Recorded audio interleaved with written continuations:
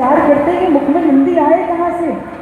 न कभी कहीं पढ़ा था, न कहीं सुना था, क्योंकि ये तो गुरुओं की कृपा से प्रसाद मिला ना, वही पथ पर लेके चले गए।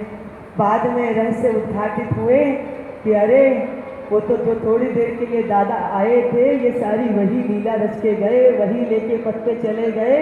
उन्होंने ही परिक्रमा लगा दी और उन्होंने ही इस अनुष्ठान के माध्यम से ये समय सीमा भी निश्चित कर दी कि मात्र 3 वर्षों के अंदर अंदर नंदी का महादेव से मिलन होते हुए हम साक्षी भाव से देखें।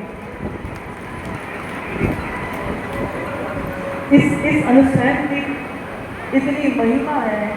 हम तो कल दादा गुरुदेव के मुझसे सुन रहे थे कि हमारे पास वो सामर्थ्य नहीं हम दर्शन कर सकें। ये जो ज्ञान यज्ञ चल रहा है, जो इतने विप्र यहाँ पे साधना कर रहे हैं, गौ माता की जो कृपा हो रही है, यमुना मैया की जो कृपा हो रही है, इसकी जो गर्जना है वो ब्रह्मांड में गूंज रही है और सारे देवी देवता भी हम सबके साथ नंदी को महादेव से मिलन कराने के लिए तत्पर हो गए।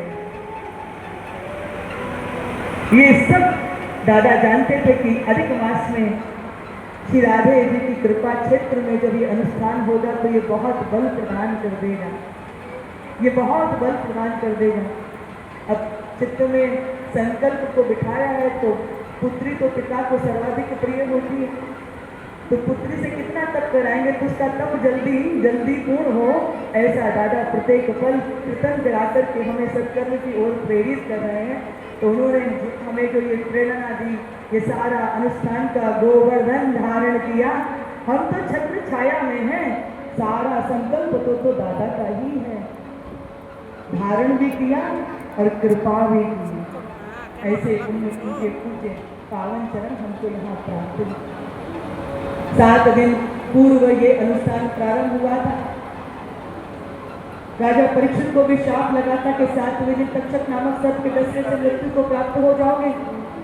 आज ये कथा का विश्राम जिसे सप्तक दिवस है। सुखदेव भगवान परीक्षित से कहते हैं, परीक्षित तुमने मुझसे इतने सारे प्रश्न किए, मैंने उनका समाधान किया, और ये कथा जो सुना रहे थे तो ऐसी नहीं थी हमारी जैसी कि 4-5 घंटे की चलती हो, ये तो निरंतर चलने वाली वो कथा थी। तुमने इतने प्रश्न किए, मैंने समाधान किया, अब मैं एक प्रश्न करूंगा और तुम्हें उसका उत्तर देना है। आज 7वां दिन है, तक्षक नामक सर्प आएगा तुम्हें डसने के लिए, पर मैं जानना चाहता हूं कि क्या उस तक्षक सर्प के डसने से तुम मृत्यु को प्राप्त हो गए।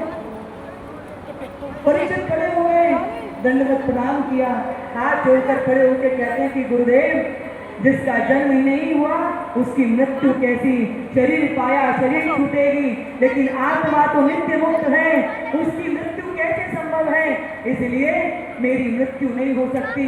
तक्षक आएगा, मेरी देह को प्राप्त करेगा, परंतु मेरा निज स्वरूप तो वो आत्म स्वरूप है, जिसका जन्म ही नहीं तो उसकी मृत्यु का सवाल कैसे पैदा होता है।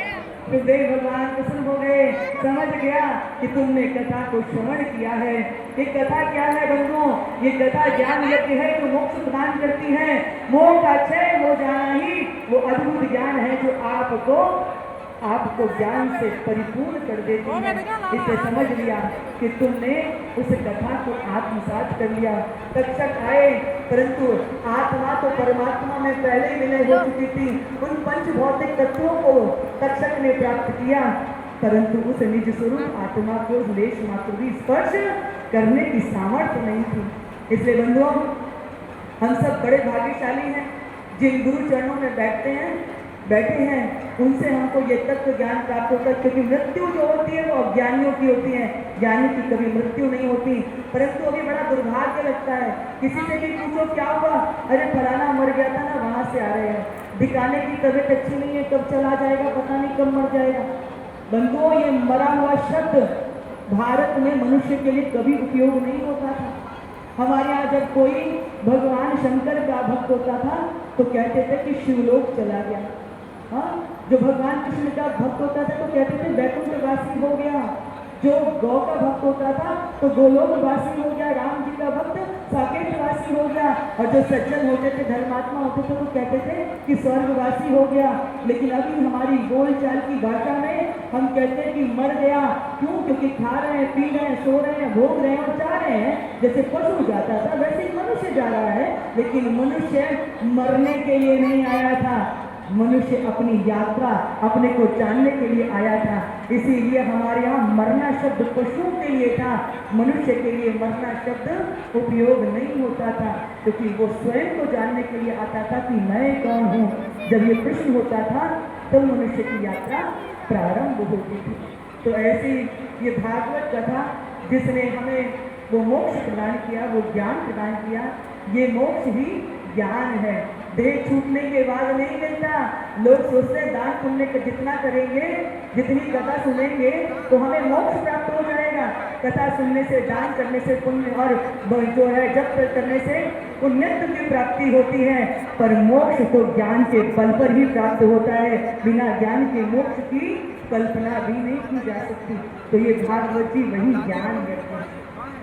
एक बात कहकर के फिर दादा गुरुदेव के चरणों में ये माइक समर्पित कर देंगे। बंधु, एक बार क्या हुआ कि एक गांव में एक स्त्री थी, तो उसका पति जो था किसान था, दिन रात मेहनत करता, तो इतना पाप पाता था सब खाली अपने परिवार का भरण पोषण करता। उसकी पत्नी हर बार उससे झगड़ा करती कि हर बार मुझे दिलासा दे देते हो कि इस बार तुम्हें सोने के आभूषण जरूर पहना दूंगा, लेकिन